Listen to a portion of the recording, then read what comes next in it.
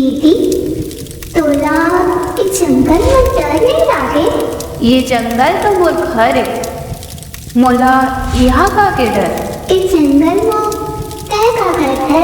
मैं हाँ कहानी लिखत हूँ ये दुनिया की कैसे पाप हवाड़ा थे और पापी मंदा कैसे सजा देना है। तो वो सजा बना दी। यदा यदा हि धर्मस्य ग्लानिर्भवति भारत अभ्युत्थानम् अधर्मस्य तदा आत्मनं सृजाम्यहम् सृजाम्यहम् सृजाम्यहम्।